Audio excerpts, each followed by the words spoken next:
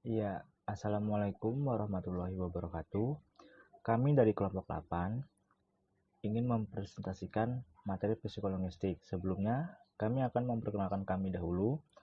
Pertama, saya sendiri, Muhammad Ali Syariat, dan kedua, teman saya, Muhammad Rusdan Fahrizal.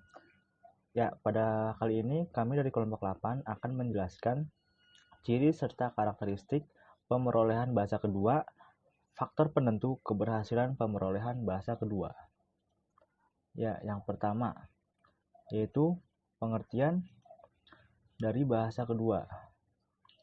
Menurut Abdul Khair dan Agustina, pemerolehan bahasa kedua adalah rentang bertahap yang dimulai dari menguasai bahasa pertama atau B1 ditambah sedikit mengetahui bahasa kedua atau B2.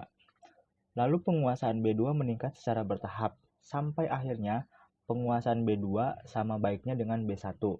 Sedangkan menurut Henry Guntur Tarigan, pemerolehan bahasa kedua diartikan dengan mengajar dan belajar bahasa asing dan atau bahasa kedua lainnya.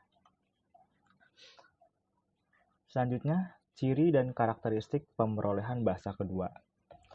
Terdapat 5 ciri. Yang pertama, pemerolehan memiliki ciri-ciri yang sama dengan pemerolehan bahasa pertama seseorang.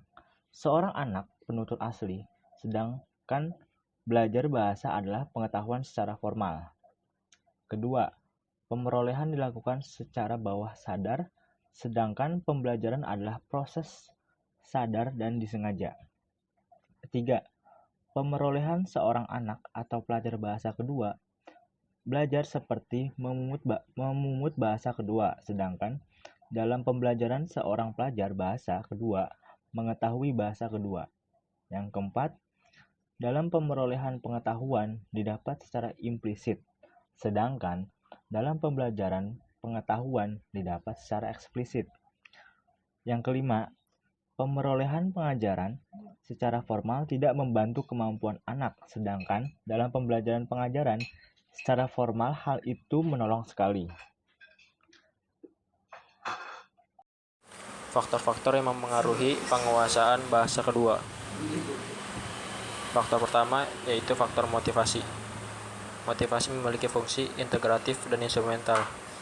Faktor kedua, faktor usia. Perbedaan umur mempengaruhi kecepatan dan keberhasilan bahasa kedua pada aspek fonologi, morfologi, dan sintaksis, tetapi tidak berpengaruh dalam memperoleh urutannya.